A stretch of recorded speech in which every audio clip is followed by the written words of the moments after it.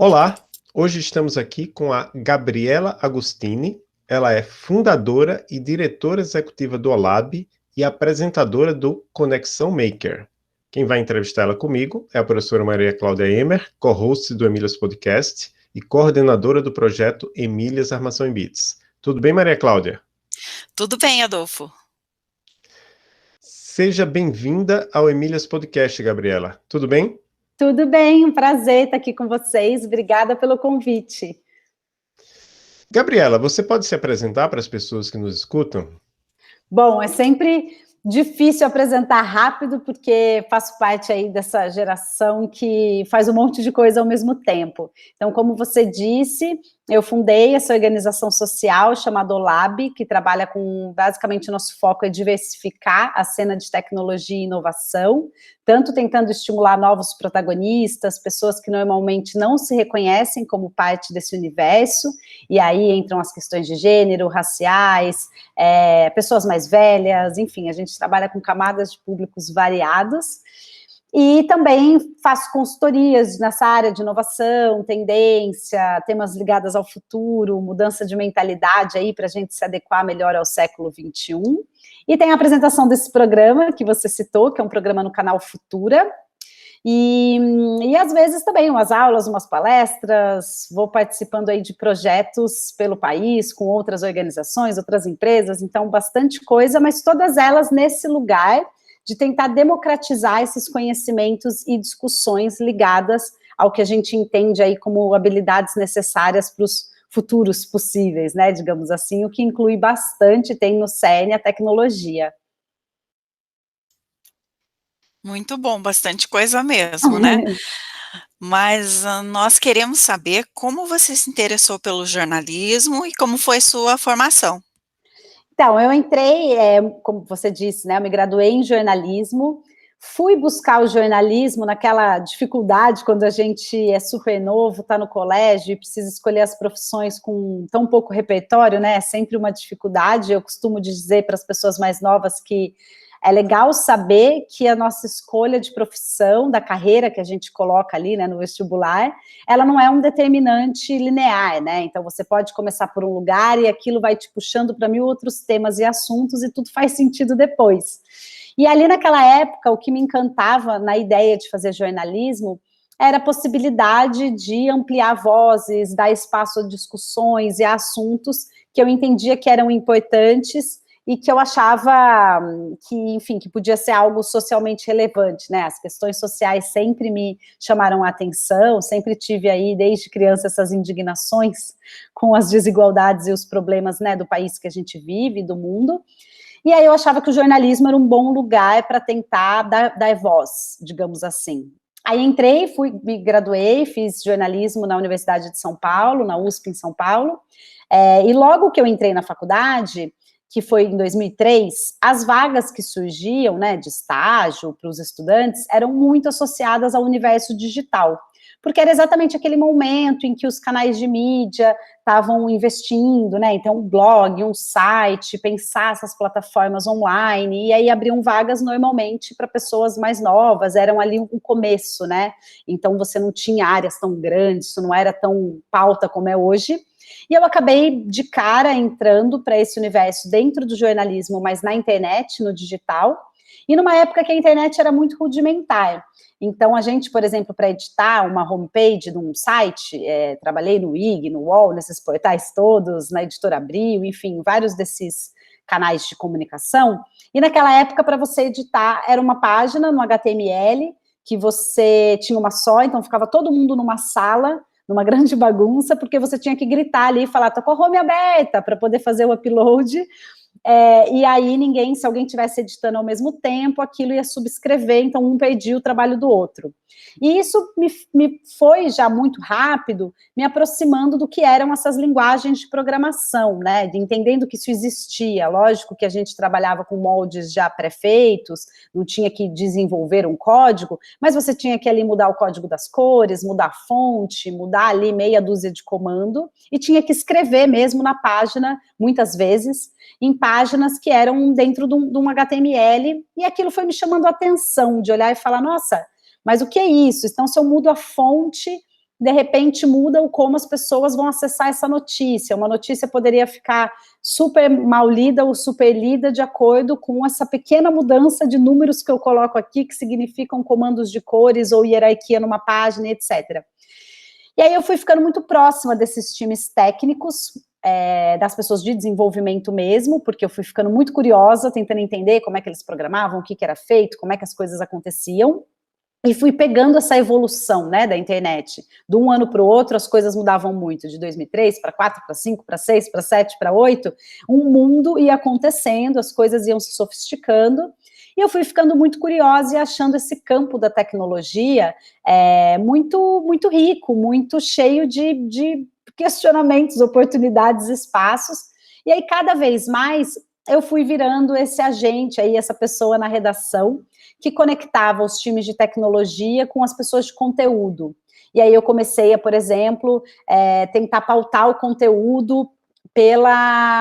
como as pessoas liam as notícias, que na época isso era uma novidade, hoje isso é básico para qualquer um que faz esse tipo de trabalho, mas na época era onde isso estava surgindo, assim, de falar, olha, as pessoas clicam assim, clicam assado, se a gente pensar um layout desse de outro jeito, se a gente transformar essa matéria num game, e aí eu fui ficando cada vez mais nessa intersecção dessas áreas, e aí fui cada vez mais me apaixonando por tecnologia, por entender mais sobre isso, e dali do jornalismo, eu em 2008, fiquei até 2008 no jornalismo, nesse lugar assim, que era um pouco de gestão de produto, sempre no digital, e aí em 2008 eu migrei e fiz uma transição e fui trabalhar com projetos de tecnologia. Acabei me juntando a um grupo de pessoas em São Paulo que estavam construindo uma iniciativa nova, que era um espaço para se pensar o impacto das tecnologias na sociedade, que chamava Casa da Cultura Digital, e era uma série de iniciativas, como se fosse um grande coworking, assim, gente vinda de várias áreas. Foi ali que surgiu o primeiro hackerspace do Brasil, o Garoa Hacker Club, então tinha uns meninos mais da engenharia, tinha uma galera das artes, tinha gente da política, tinha gente de tudo quanto é área da comunicação. E aí eu passei alguns anos ali trabalhando mais ativamente com esses temas mais macros de tecnologia, organizando alguns projetos, alguns eventos, alguns festivais, fazendo muita curadoria. E aí fui cada vez mais indo para essa área, e aí isso me levou a essa história de criar o OLAB, porque fui entendendo essas discussões sobre esse momento, né, do mundo e do país, que as tecnologias foram vindo cada vez mais para o centro da sociedade. Cada vez mais a gente foi vendo o quanto que isso não era só uma coisa que as pessoas faziam para operacionalizar e automatizar certos sistemas, mas que no fundo carregava, né, carrega comportamentos, visões de mundo, linguagem, possibilidade de expressão.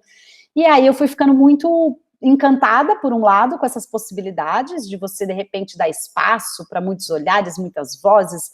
muitas linguagens, e por outro lado também preocupada com as questões todas que isso traz, com você não diversificar quem produz a tecnologia e, de repente, isso significar aprofundar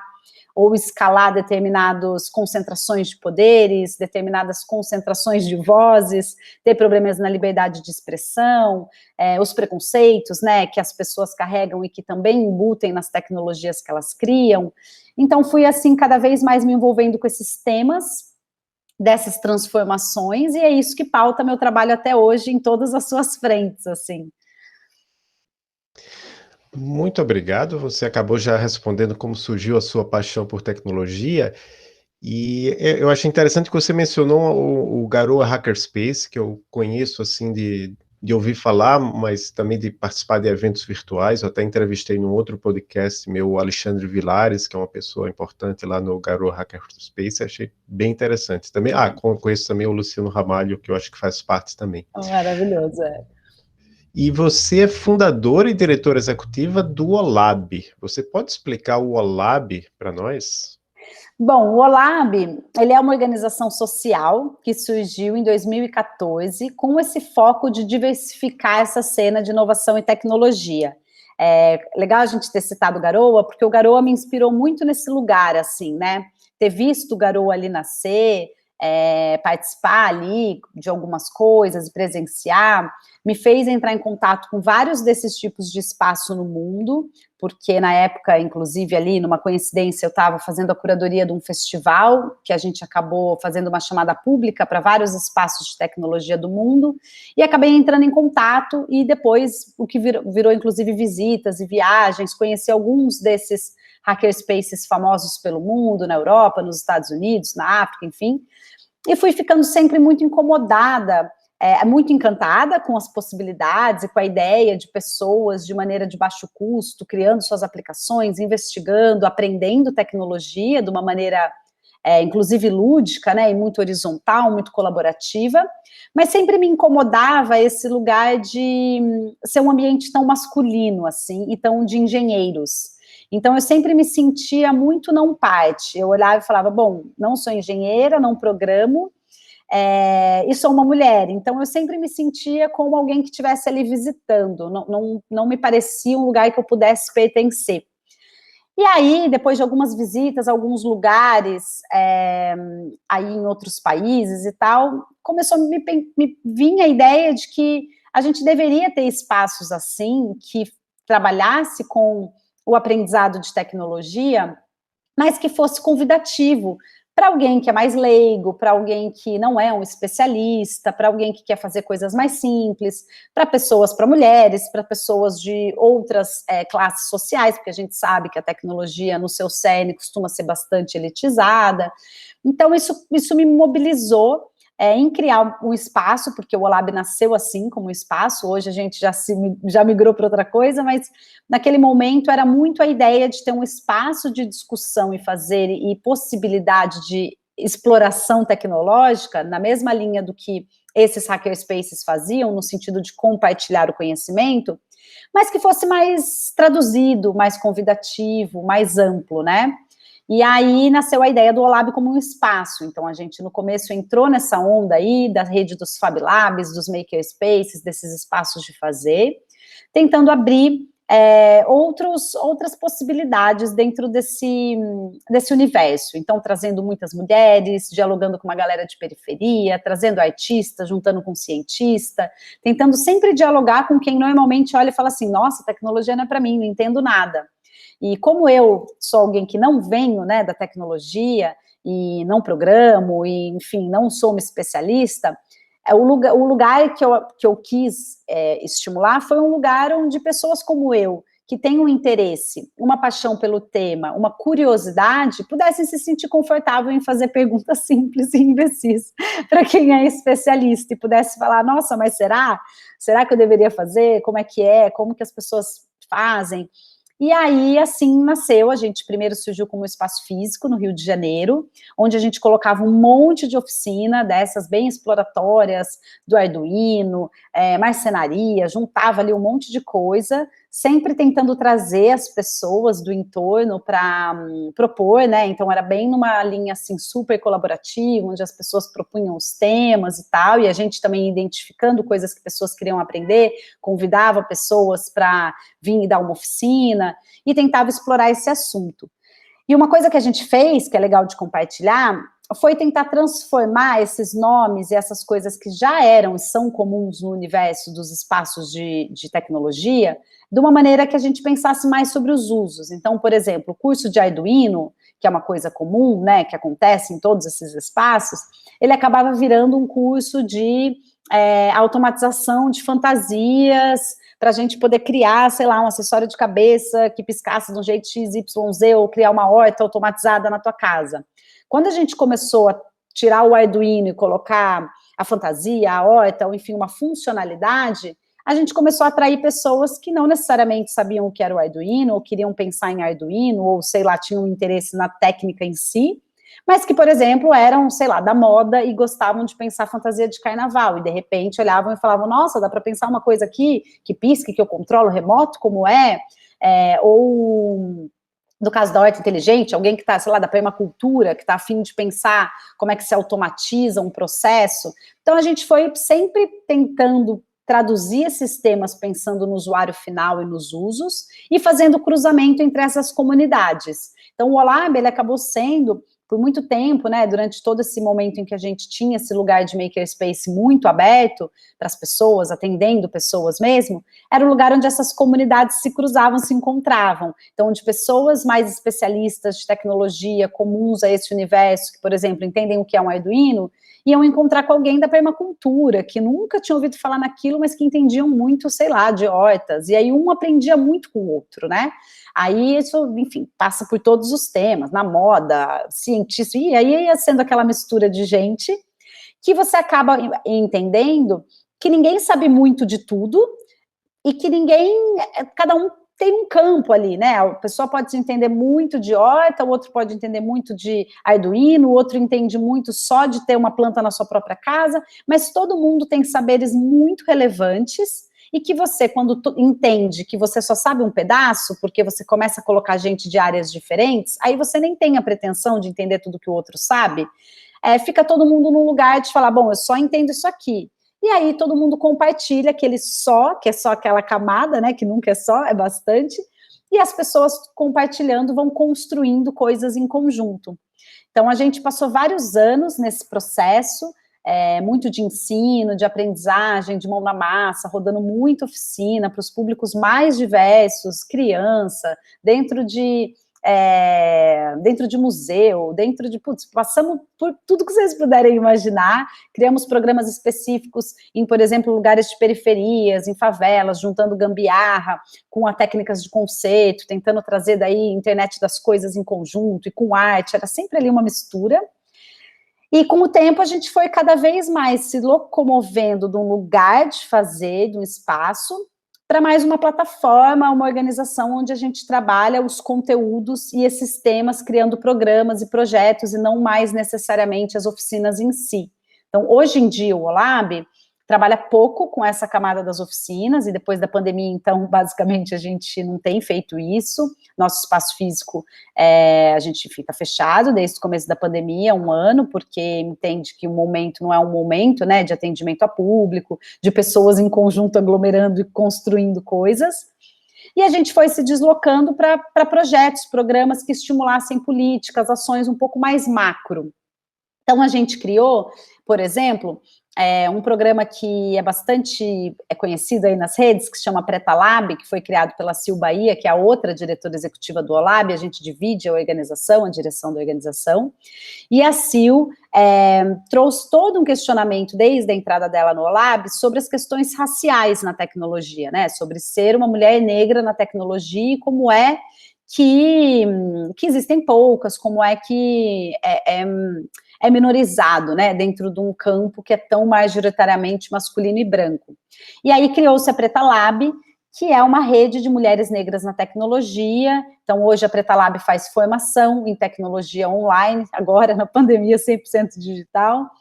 e também tem ajudado empresas com recrutamento e seleção de profissionais negros, tentando impulsionar a diversidade em times técnicos, por ter uma preocupação muito grande com um aprofundamento, né, da desigualdade social, da concentração de renda e do racismo nos próprios sistemas computacionais, por terem tão poucos desenvolvedores dentro aí das estruturas das empresas, das grandes estruturas,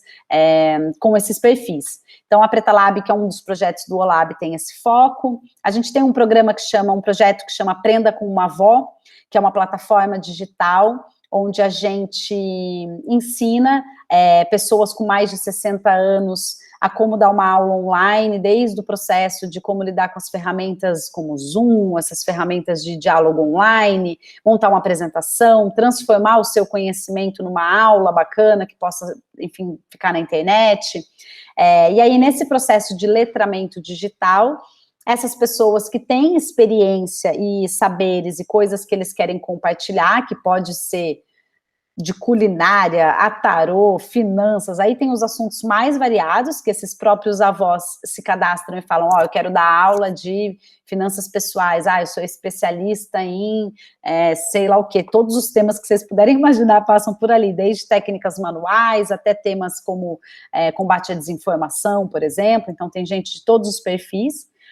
E aí a gente faz esse processo do que se chama aí de letramento digital, né, que é aumentar esse diálogo de uma população mais velha e, por consequência, mais experiente, que tem muita potência e muitos saberes, mas que nem sempre estão muito conectadas com essas novas tecnologias, e por isso acabam perdendo uma série de oportunidades, elas, para si só nas suas próprias vidas, e a gente mais novo e como sociedade de aprender, né, com essas pessoas, de beber desse repertório e dessa fonte, porque as coisas não nasceram ontem, a gente sabe que os temas todos estão aí há muito tempo, as pessoas pesquisaram durante suas vidas, desenvolveram uma série de projetos e habilidades, e quanto mais a gente tiver espaço para que a gente aprenda com quem veio antes, com as coisas que já foram feitas, mais a gente ganha, né, enquanto sociedade, e propõe esse diálogo entre gerações, que é uma coisa que a gente acha que falta na internet hoje. Então, esse é um foco desse projeto, que eu Aprenda com uma Avó. E aí tem uma série de outros projetos, assim, a gente tem um bloco também, que é um braço mais de curadoria, de conteúdo, ligado à tendência, inovação, onde a gente ajuda alguns outros players, festivais, eventos, a montar suas grades de programação sobre esse tipo de assunto, tentando cruzar áreas do conhecimento, porque a gente no OLAB acredita muito na transdisciplinaridade, em a gente juntar campos diferentes, você junta direitos humanos com ciência, com arte, com tecnologia, enfim, e vai tentando entender, né, as intersecções. Então, e aí ao longo do tempo a gente vai criando outros projetos também. Todos eles têm em comum esse lugar de democratizar o acesso às tecnologias e inovações, e aí a forma que a gente faz isso vai mudando, né, ao longo do tempo, do projeto, do contexto, a gente vai se adequando e tentando contribuir para essa redução dessas desigualdades e da falta de diversidade na tecnologia. Então, não sei se deu para entender muito, mas esse é o OLAB. Não, sim, deu para entender, e é legal ver a transformação também do OLAB, né, que vai acontecendo uma evolução, até por causa do próprio momento que a gente está vivendo, mas acredito que antes desse momento também já começaram a surgir outras ideias, né, para que esses projetos acontecessem, e agora estão aí em vigor. Você também comentou a respeito do Conexão Maker, né? Você podia explicar um pouquinho para a gente esse programa também? Bom, o Conexão Maker, ele é um programa do canal Futura, em parceria com o SESI Nacional, e ele é basicamente um reality show que acompanha protótipos de tecnologia com foco em impacto social. Então, são pessoas que estão desenvolvendo protótipos, normalmente numa fase incipiente, principalmente agora na segunda temporada, esse foi o foco, que se propõe a resolver uma questão. E aí, ao longo de cada episódio, a gente acompanha um projeto e no final faz um teste, traz um mentor no meio do episódio, alguém que entende muito de uma habilidade que está faltando ali para o grupo, para os desenvolvedores do projeto, e no final faz um teste com o público-alvo para coleta ali de melhorias, de feedback. Então, por exemplo, tem um episódio que é uma impressora Braille de baixo custo. Impressora Braille é uma coisa muito cara, muito pouco acessível, e é algo fundamental, né, para você fazer inclusão nas escolas das pessoas com deficiência visual,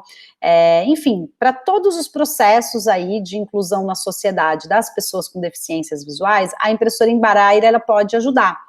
E ela normalmente é muito cara, não é algo que você tem em casa. Então, você tem em alguns lugares específicos, mesmo nos centros de ensino, você tem poucas, tem um problema ali ligado a isso. E aí, um grupo de estudantes de engenharia da universidade em Santos fizeram de TCC um protótipo, e aí a gente acompanha, eles já tinham feito um protótipo, e a gente acompanha a evolução desse protótipo, né, as melhorias necessárias. E aí a gente trouxe, eles fizeram ali um tanto da impressora da impressora na impressão 3D, tinha um sistema eletrônico dentro e tal. Aí a gente traz como mentor uma pessoa que entende bastante de eletrônica, que podia dar uma automatizada ali para eles, e de impressão 3D também, porque um dos problemas maiores era que a punção, como a agulhinha ali estava furando a folha, era de muito pouco relevo, e isso dificulta a leitura, então isso precisava ser melhorado para que a impressora de fato fosse funcional. E aí a gente traz esse mentor, eles trabalham nisso, refazem algumas das peças e tudo mais, e no final a gente traz um casal super bacana, os dois são deficientes, são pessoas com deficiência visual, um deles é um especialista em impressora Braille, trabalha numa das maiores empresas de impressora Braille, e a outra, ela é uma professora, que trabalha muito com inclusão em sala de aula, e por isso usa muito a impressora Braille para os seus alunos, e para o blog pessoal que ela tem, que ela faz vídeos e coisas na internet, e ela também em casa, faz uso desse tipo de impressora para poder gravar as coisas e tudo mais. Então, eram duas pessoas com olhares diferentes sobre essa tecnologia,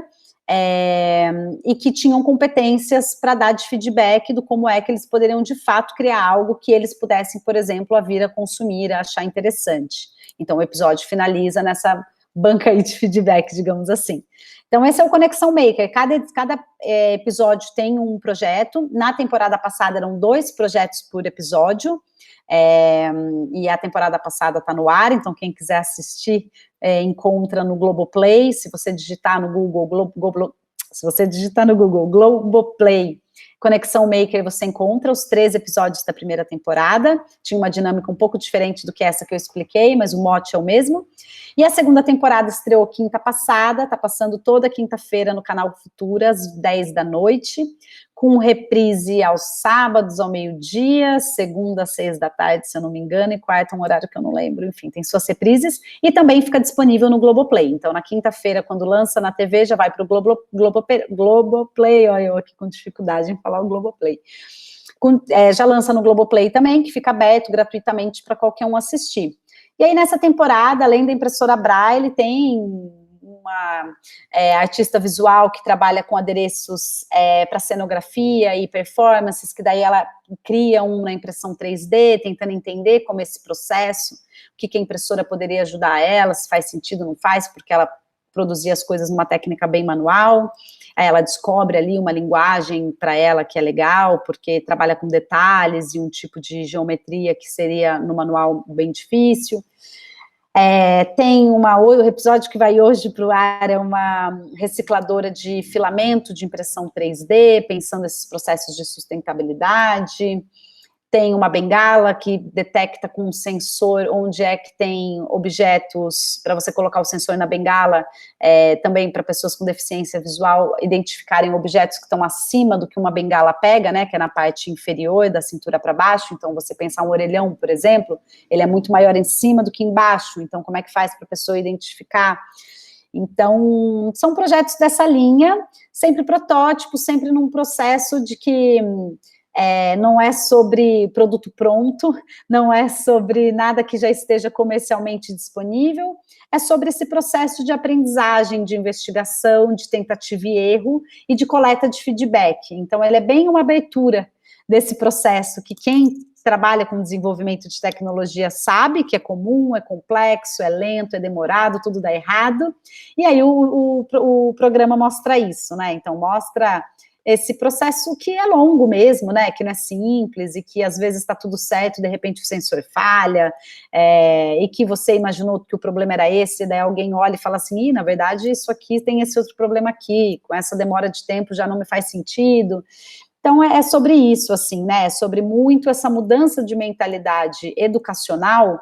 que a gente precisa para poder ser mais inovador, que a gente precisa estimular esse lugar do teste, da aprendizagem, né, organizada e controlada, que não é o errar por errar, sair errando e errar é bonito, mas é você saber, né, o que você está testando, que hipótese é aquela que você colocou à prova, se deu certo, se não deu, como é que você volta, então, como é que você detalha o que é esse problema, como é que você vai desenvolvendo. Então é isso, fica todo mundo aí convidado para assistir. Bem legal. Agora a gente vai passar uma nova fase da nossa entrevista e eu vou perguntar para você se você enfrentou dificuldades na escola ou no trabalho que você tenha percebido por ser mulher. Olha, essa pergunta ela é sempre difícil porque é difícil você saber assim, né? Eu passei muito tempo achando que não, achando que achando que não, que a vida é como é, e que as portas se abriram ou se fecharam por mil outras razões. Foi recente na minha vida, talvez nos últimos 5 anos aí, quando eu comecei a trabalhar com esse tema, que eu comecei a entender o que eram essas questões, né, do machismo estrutural numa sociedade como a nossa, e que sim, muitas portas não são exatamente facilitadas, porque por quem você é, né, por o fato de ser uma mulher e tudo mais, e outras, às vezes, outras questões que são ali, assim, né, então, acho que hoje, quando eu olho para trás, eu vejo quanto certos privilégios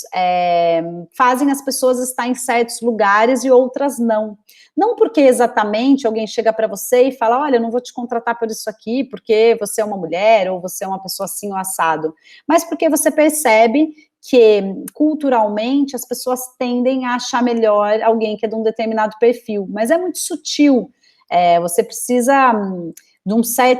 exige uma certa maturidade no tema para você identificar o como numa reunião, você sendo uma mulher é muito mais interrompida do que quando você está do lado, por exemplo, de um colega homem falando as mesmas coisas que você, e que as pessoas às vezes deixam a pessoa completar a frase, tem um espaço de respeito de fala muito maior, ou quando você vai aplicar para alguma coisa e as pessoas, tipo, te fazem perguntas e vem com um nível de exigência, de rigor, que você achou que era normal, porque foi a entrevista que você fez, então você não sabe como foi com o outro, mas você depois, com o tempo e com a experiência, estou chegando agora nos meus 37 anos, então tem um tempo aí, né, de trabalho e tal, você começa a perceber que, às vezes, as perguntas que são feitas na avaliação de um projeto para um não são feitas para outros, que a barra não é exatamente a mesma, né, que somos humanos, subjetivos, e que, às vezes, a gente avalia as coisas de outras formas e que, sim, os nossos preconceitos, a como a gente olha para as pessoas, acabam reforçando. Então, acho que eu poderia hoje, com essa experiência, citar uma série de momentos onde eu sinto que eu fui muito mais exigida, precisando mostrar muito mais resultado do que colegas homens, e que, quando eu olho, por exemplo, para as questões de raça, eu me vejo daí no lugar do privilégio, né, enfim, vejo o quanto que muitas vezes não me fazem perguntas, ou não me perguntam certas coisas, ou não me exigem certas coisas, por eu ser uma pessoa branca, e quando vem uma pessoa negra, esse nível de exigência vai ainda lá em cima. Então, a gente começa a perceber, como mulher, o quanto que a gente é muito mais cobrada, comparado aos homens, e como mulher branca, como é muito menos cobrada em relação do que as mulheres negras, por exemplo. Isso, para mim, hoje, já é claro, eu já consigo olhar e identificar. Mas não é uma coisa que você, quando está vivendo, necessariamente percebe. Mas, assim, algumas coisas são grosseiras, né? Já aconteceu no começo do OLAB, a gente ainda nem era uma organização social, e a gente era uma empresa, e a gente foi conversar com um investidor, que era um homem, e nós éramos 2 mulheres, e ele falou assim pra gente, olha, tem aqui uma dificuldade na empresa de vocês, porque são 2 mulheres em idade reprodutiva. Então, se vocês, por um acaso, engravidarem no mesmo momento, é uma fragilidade muito grande, essa empresa pode não existir mais em meses. Eu olhei aquilo, eu demorei para entender a agressividade daquilo e que, tipo, 1000 outras razões podem fazer uma pessoa sair de cena. Você pode ter uma doença, você pode morrer na esquina, você pode ter uma condição genética, você pode ter 1000 coisas que te façam reduzir a sua disponibilidade ao trabalho, como o caso de ter um filho, que você pode passar um tempo com uma indisponibilidade menor, e questões que realmente muito mais sérias do que uma gravidez, que na verdade todas as mulheres sabem o quanto que é muito possível de se conciliar tudo e tudo mais. E ninguém faria essa pergunta para um homem, do tipo, olha, você tem uma doença, ou não me fizeram perguntas de outra esfera da minha vida pessoal que significassem eu poder estar mais ausente por um período. Olha, você tem plano de fazer um doutorado que te ausente 6 meses? A pergunta não é essa, porque poderia ser, olha, né, você tem alguma já seria meio cruel e grosseiro enquanto humanidade, mas a questão é que você já olha para uma mulher como se ela estivesse devendo, como se ela precisasse se justificar, e eu já senti isso muitas vezes, não foram poucos os projetos que falaram, não, mas ó, esse aqui exige muita viagem, você vai poder viajar? Como se o fato de eu ser uma mulher não pudesse viajar, e aí você fala, não, mas claro. Então, eu acho que essas opressões, elas às vezes são grosseiras, como essa, mas não necessariamente as pessoas são tão explícitas como essa situação em que eu vivi. Talvez o cara só pensasse isso, definisse isso, avaliasse mal e decidisse não investir, no caso, em vez de me dar, inclusive, a chance de responder, porque no caso ele perguntou, então a gente pôde dar a chance de responder. Se a pessoa nem te pergunta, que é o que acontece em 99% dos casos, você é simplesmente julgado pelo preconceito alheio, sendo que a pessoa nem sabe se você pode ter filho, se você quer ter filho, se você tem um plano, é o fato de você ser mulher. E isso eu tô pegando só uma questão ligada à condição da mulher, que muitas vezes no mercado de trabalho é colocado neste lugar, mas são muitas outras, assim, né? A coisa de você ser exigente e ser vista como ruim, um homem exigente é visto como bom, são muitas nuances, assim, que eu acho que perpassam o nosso dia a dia todo o tempo, e que espero que esteja mudando, né, e que acho que só muda quando a gente diversifica mesmo, a gente precisa de mais mulheres nos mais variados espaços de poder, na sociedade como um todo, se somos 50% da população, a gente precisa de 50% aí dos espaços de liderança para que caiba todo mundo, e eu acho que é importante trazer que é essencial a gente incluir as questões de raça nas discussões das questões de gênero, porque também a gente diversificar, trazendo só mulheres brancas, a gente vai resolver um problema que não resolve quase nada, porque no fundo a questão mais estrutural que a gente tem no Brasil, linkado a um racismo, a uma sociedade tão opressora, a mais de 50% da população, que é a maioria, é muito cruel. Então, por isso que a gente no OLAB entende que, ao focar nas mulheres negras, a gente vai melhorar a condição das mulheres, dos homens negros e de todo mundo. Então, é pegar o grupo que responde pelos piores índices sociais, porque as mulheres negras respondem pelos piores índices sociais, é o maior grupo populacional do Brasil, 28% da população brasileira, e que uma mulher negra no espaço de poder melhora a vida de uma mulher branca, então, e melhora a vida de uma mulher negra também, e não necessariamente uma mulher branca melhora a vida de uma mulher negra, porque as questões de opressão ainda estão muito fortes e muito presentes. Então, por isso que a gente traz esse recorte muito forte, e tenho tentado trabalhar sempre as questões de gênero associadas às questões de raça, para que a gente não tenha que trabalhar no conta-gotas. Então agora a gente vai diversificar, mas não diversificou, né? Então, é melhor a gente já pensar de maneira mais ampla e entender o país que a gente vive. E, na nossa visão, o país tem que refletir nas suas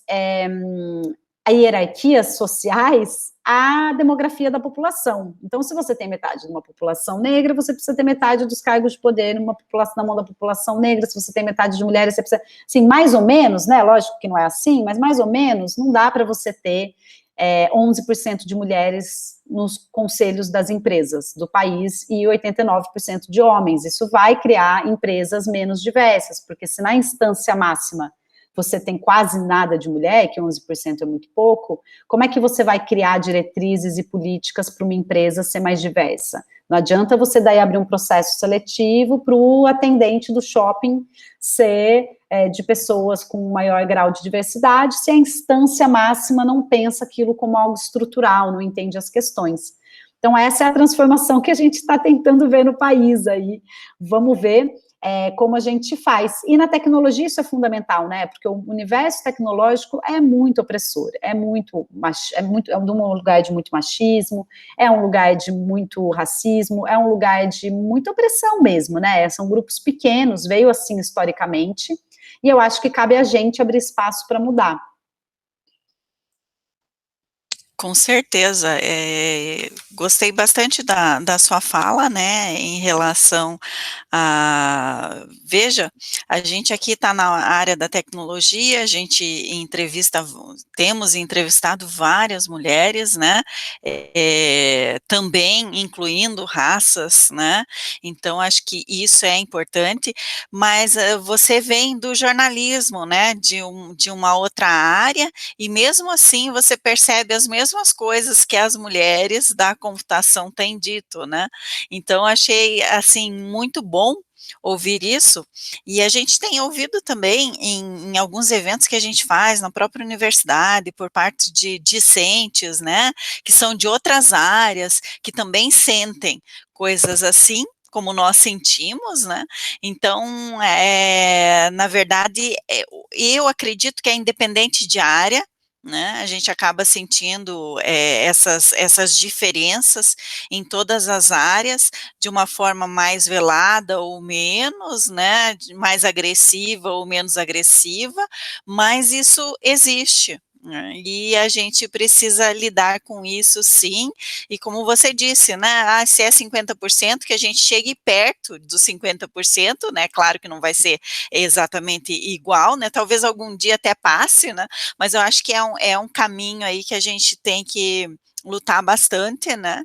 e vai demorar, mas acho que a gente está conseguindo fazer algumas coisas, isso que é importante, né, grupos assim como o de vocês, como nós, como muitos outros que estão em formação, né, e estão em andamento no nosso país, acho que são muito importantes para que isso aconteça, para que essa visão mude, né, e é claro, como você falou também, né, não adianta você pensar em diversidade nos cargos menores, né, da empresa, você tem que pensar nisso também na cúpula, né, para Exato. mostrar que a diferença realmente está existindo e que você busca essa diferença, né.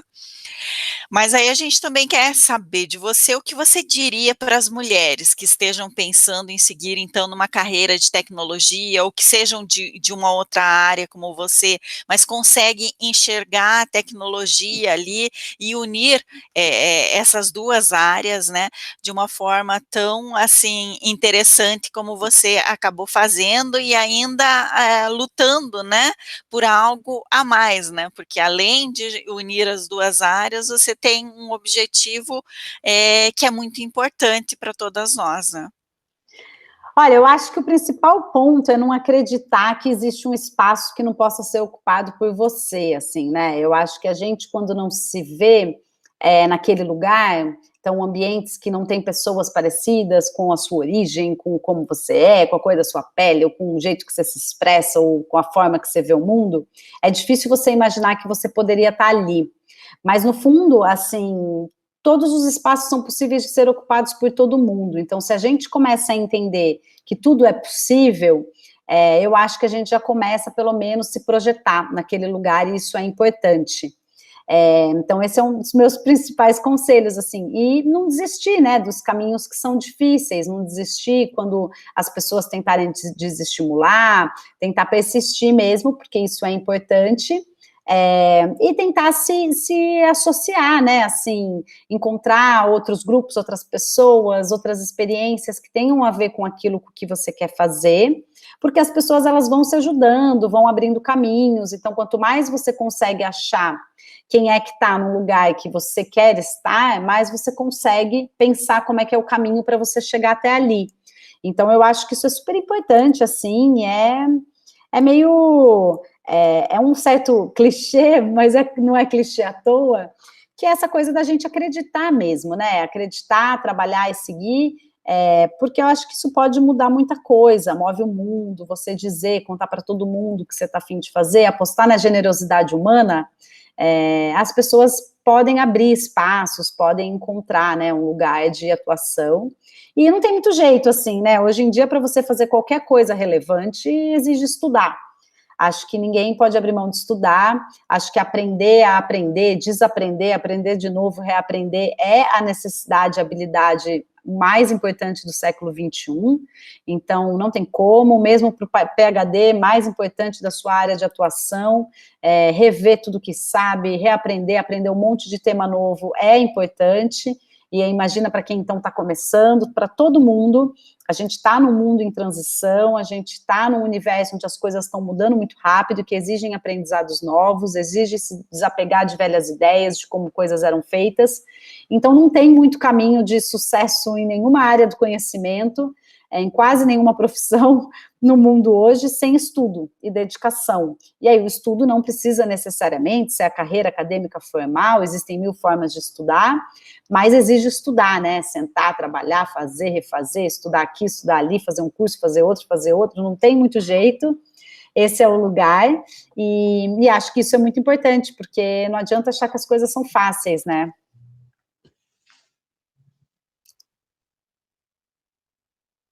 É bem isso, né, não adianta achar que as coisas são fáceis, que elas não são, a gente precisa estudar e a gente precisa ver em um determinado momento, né, se você vai para uma universidade, se você não vai, eu acho que existem várias oportunidades, né, e você tem que ver qual é a oportunidade que realmente vai te fazer bem, vai te satisfazer. E com relação ao que você disse de errar, né, errar e que até falou na hora de explicar um pouco Conexão Maker pra gente, né, o fato de você errar e daí você ver no que você errou e você continuar, acho que isso é super importante, né, você saber que errar não quer dizer que você falhou e que você tenha que desistir, né, você erra para aprender também. Então, Exato. isso é Eu demais. depois de muitos anos, né, que eu tinha me formado na graduação, eu voltei e fui fazer um mestrado. Eu fiz um mestrado em design, aqui na PUC do Rio, e foi um processo muito legal, assim, porque eu já vinha trabalhando há muitos anos, aprendendo, fazendo ali a prática do dia a dia, e de repente fui estruturar, né, uma coisa mais dentro da academia, digamos assim, fui estudar um pouco mais processo científico e tudo mais, e fui entendendo tanto que é importante, na verdade, essa noção do que o erro ele não pode ser descontrolado, né, assim, porque no mundo empreendedor também fica um pouco esse jargão do assim, sai fazendo, sai errando, importante pôr as coisas na rua, mas isso também pode ser muito nocivo, então a ideia é você entender qual é a premissa,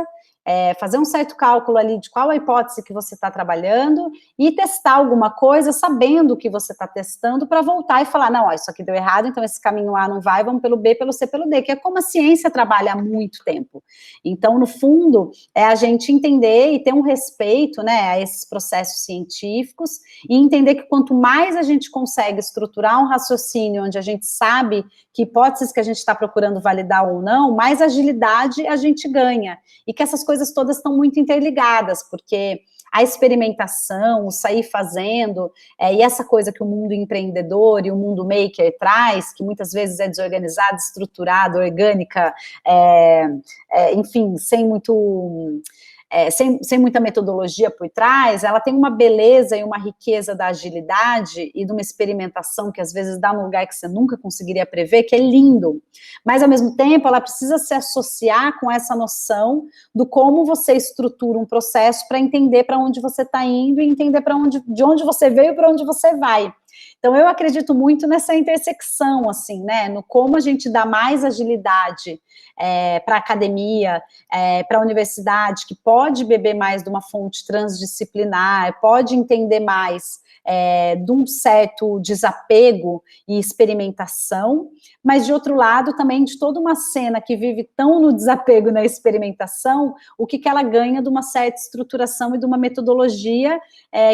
que contribui para o conhecimento em escala no mundo todo, né, porque o processo científico muitas vezes é lento, porque ele vai passinho por passinho, porque ele consegue planificar o entendimento entre toda uma comunidade científica, e isso é super importante, porque daí você avança de verdade, porque senão você avança no seu experimento, ninguém ficou sabendo, você não consegue descrever o que você fez, de onde você veio, para onde você vai, e aquilo morre com você. Você até às vezes resolve, cria uma coisa incrível, ninguém soube, ninguém reproduz, e ali você passa anos de outras pessoas fazendo, então a sociedade como um todo não evolui. Então, eu acho que essas duas coisas, quando combinadas, elas geram, assim, a magia do mundo, né? E por isso que me interessei muito pelo campo do design, porque eu acho que o design, ele é um lugar da experimentação prática, então ele dentro da academia, ele era um lugar ali onde esses mundos se cruzavam, e eu achei um barato, assim, foi muito legal a experiência de trabalhar nessa área. Muito bom. E outra pergunta, tem algum livro, algum podcast, algum filme que você tenha assistido, alguma série que você queira indicar para os nossos ouvintes e para as nossas ouvintes? Olha, de série,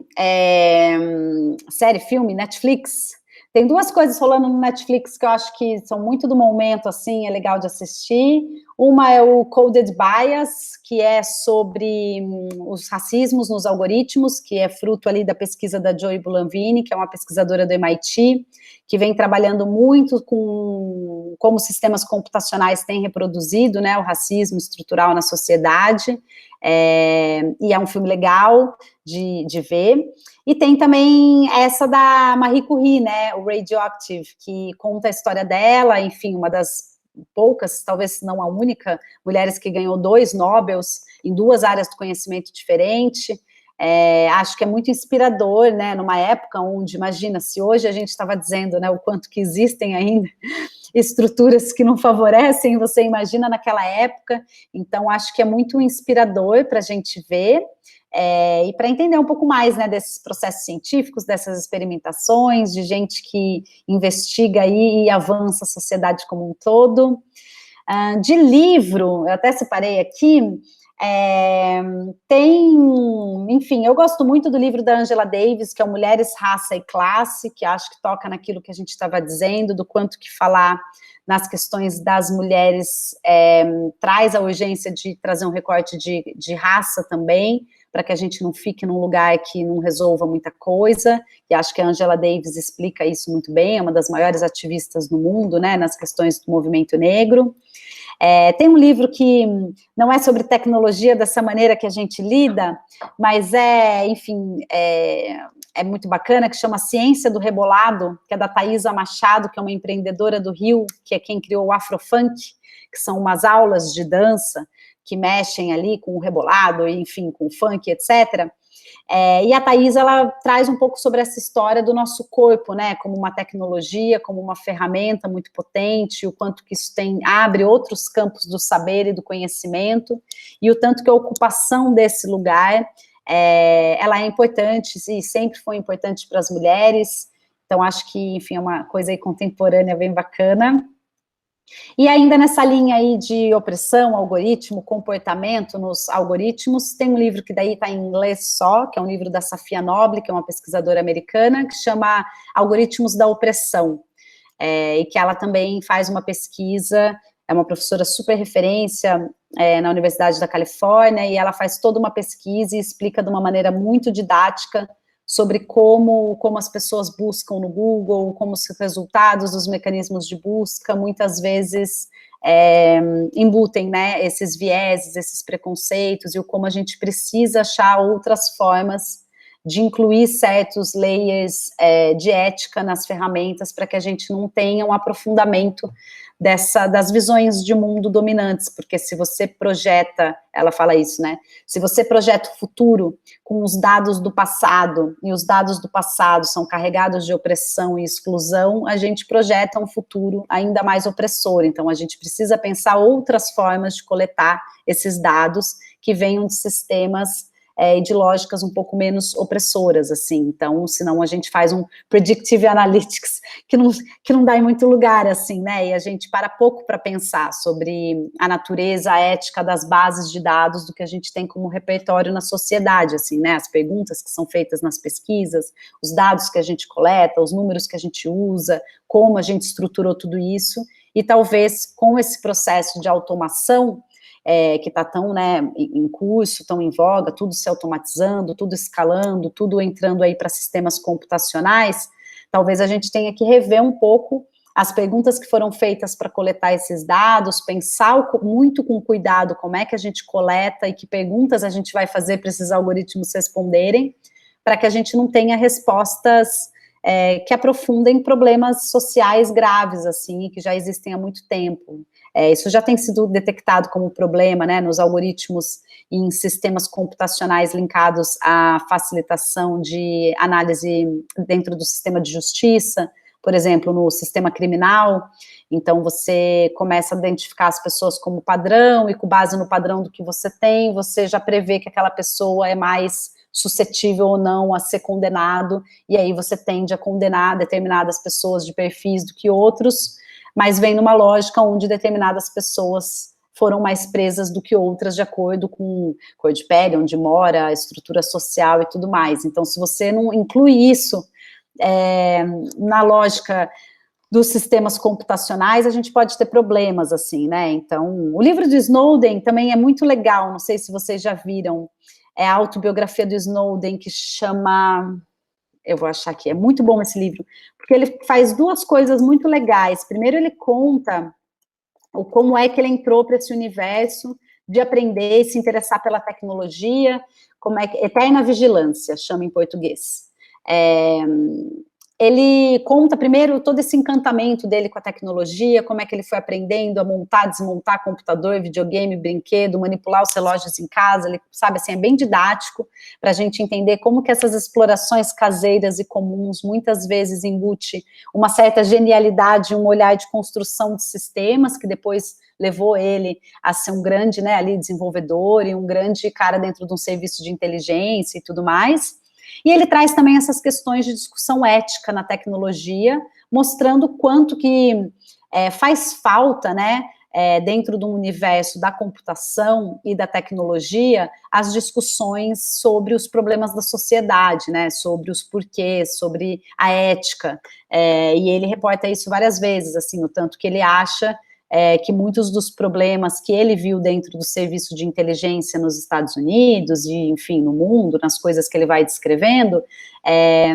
ele fala muito sobre como é importante juntar, né, porque quando a gente tem os sistemas sendo desenvolvidos, por exemplo, de um lado, e as pessoas que pensam os problemas de outro, e elas não trabalham em conjunto, você acaba tendo certos problemas éticos mesmo, de uso, né. Então, eu acho que quanto mais a gente interligar as áreas do conhecimento e colocar a tecnologia num centro de discussão do debate, entendendo que ela é central para os direitos humanos, para a sociologia, para a comunicação, para a publicidade, para a justiça criminal, para qualquer tema que você queira pensar, hoje você tem ali um processo digital, um processo de transformação tecnológica acontecendo. Então, a gente precisa trazer as pessoas da tecnologia para entender e discutir esses temas todos, como a gente precisa trazer as pessoas dos temas todos para discutir e entender tecnologia, porque senão as coisas vão ficando apartadas e a gente chega num lugar que pode dar muito trabalho para fazer e refazer, né? Maravilha. Eu vou deixar aqui na descrição do episódio o seu LinkedIn, a página do Olab, a página do Conexão Maker. Existe algum outro site que você queira que a gente deixe? O Conexão Maker não tem página, ele tem só uma hashtag, a página é do canal Futura, ou no meu próprio Instagram pessoal, que eu fico postando as coisas do programa. Mas tem a página do Olab, que é muito legal, o site do Olab, que é olab.org.br, e é isso, são esses os canais. Mas você quer deixar seu Instagram pessoal também? Pode deixar, meu Instagram é aberto, pode deixar, se você quiser, Gabi Agustini, que é Gabigustini. Ok, vou deixar também. Então, muito obrigado. Eu passo a palavra para a professora Maria Cláudia para ela finalizar o episódio. Então, Gabriela, foi uma conversa muito interessante, né? Fluiu